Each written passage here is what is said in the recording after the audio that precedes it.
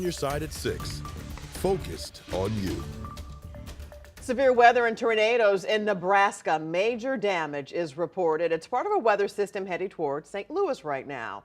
And we have seen a full day of rain as we wait for the storm to arrive to the metro area. Thanks so much for joining us. I'm Kelly Jackson. And I'm Ann Allred. The storm that hit Nebraska a few hours ago is not expected to be that severe by the time it gets here. We start with Chief Meteorologist Scott Connell and the weather first forecast. Scott. You know, we're still in a weather alert this evening as we're dealing with more rain pushing up right now through the metro area and some pretty good thunderstorms too. But this cluster of thunderstorms that's coming our way is not severe. The severe weather much farther to the west, and it's doubtful we'll see much of that getting into St. Louis. Here locally right now is your weather first Doppler radar. The widespread rain sliding into St. Louis right now. Look at all the cloud to ground lightning as you work your way from St. Clair County over into Monroe County and then back across Jefferson, Franklin County. We're talking from Festus all the way back to Lonedale to Sullivan, back out toward Owensboro. And so this is all kind of sliding to the northeast into the metro area.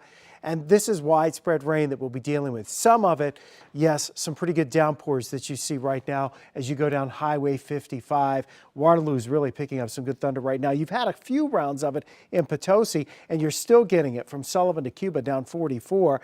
In the areas from Rolla, especially 63 south out of Rolla down towards Edgar Springs, flood advisory there. So we'll be watching the areas of the Ozarks for the potential of additional rainfall that could cause additional, at least minor flooding. Through the evening hours, all of this is lifting through St. Louis. It's unlikely we'll have severe weather, but we're definitely going to get some heavier rain. Some of us may get more than an inch, and there will be cloud to ground lightning along with some gusty winds, which aren't necessarily associated with the thunderstorms directly, but part of this whole system. So don't be surprised if there's some 40 to 50 mile per hour wind gusts as these storms wind down later this evening, Ann.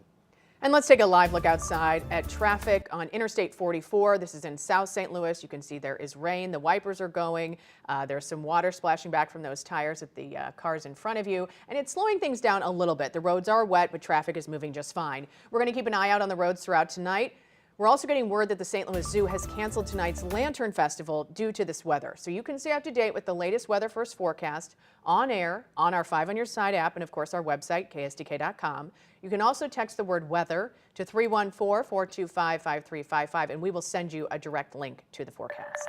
New reaction after a major announcement in Ferguson. The Urban League received its largest building donation in history from the Centene Corporation. And timing is key. It's been almost a decade since Michael Brown's death and the unrest that followed. Justina Coronel is in studio with more on this. Kelly, this 45,000 square foot facility in North St. Louis County will house vital empowerment programs and reach even more people. One business owner tells me this is one example of the positive growth happening in Ferguson since 2014. So we are headed in the right direction. Faith in Ferguson. Kathy Jenkins is a believer. I live here. I love where I live, and I love making my community better. She kept Kathy's kitchen open through the Ferguson riots following the death of Michael Brown. Since then, her faith has only grown. So I'm very excited about what the Urban League is doing. Hope was sparked once again by news this week from the Urban League.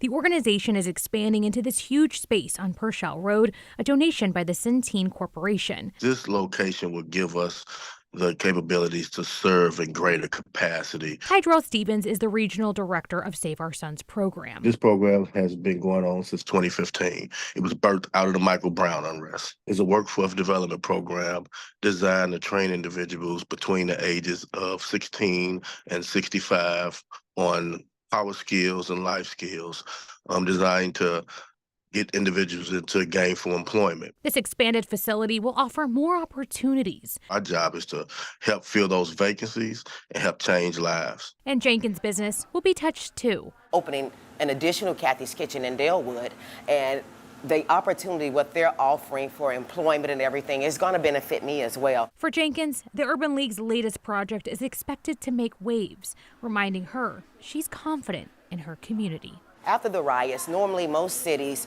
they just go down, the property depreciates. But Ferguson, you've walked around, you've seen this community. It has grown. Now, other services include the Head Start program, housing support, re-entry programs, and a food distribution center. Now, this new space is expected to open this summer in June. An update on a story we've been following for the last week. Police have identified a little girl killed in a car crash in St. Louis as 3-year-old Zoe Gregory. The crash happened last weekend. A man ran a red light at Union and Bircher. He hit the back of the Chevy the girl was riding in. Gregory was thrown from the car and later died at the hospital. Police say she was not in a child safety seat. Tonight, a search for an arsonist who may be responsible for a string of suspicious fires in one St. Louis neighborhood. 5 on your side's Megan Kernan joins us live in North St. Louis as investigators search for a firebug. Megan.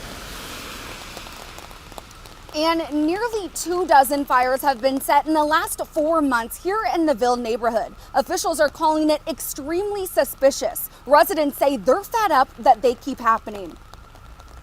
You know, so it's just getting out of control. It's all over the neighborhood. The smell of smoke has become the new norm for residents in the Ville neighborhood in North St. Louis. Now they're used to watching vacant homes and businesses burn down. It's happening more recently, and the more it happens, the more it gets out of control. There have been 20 fires in the Ville since January. Patrice Pierce says the best way to describe it is out of control. You have residential folks, taxpayers like myself, that might stay next door to a vacant, dilapidated building, and you have squatters in there that don't supposed to be there, that's setting the place on fire, doing all type of nonsense. That's a tremendous amount of fire activity, tremendous amount of work for the St. Louis Fire Department. Several of the fires have been set on the same street. There have been 4 fires on St. Louis Avenue in the past 2 months. The most recent happened at a vacant home Thursday on that same street. This used to be a dry cleaner's until it was burned down. They're suspicious fires. There's no electric, there's no gas in the building, so how do these fires start? So that's what we're looking at. Chief Dennis Jenkerson says they're trying to figure out if the fires are being intentionally set. We're trying to get a good angle on it and see if we can pin this down to a group or an individual. Another resident, Donald Moore, wants to see these buildings cleaned up. It's been a little traumatized. I wish they would come in and clean up the other buildings, because, children walking to school. The community here wants to see their neighborhood get back to normal. We're all sick up and fed of it. The Fire Investigation Unit and the St. Louis Police Bomb and Arson Squad are working to figure out who or what is setting these fires. Police haven't found any suspects yet, but continue to search the area for any evidence of arsonists. Live in North St. Louis, Megan Kernan, 5 on your side.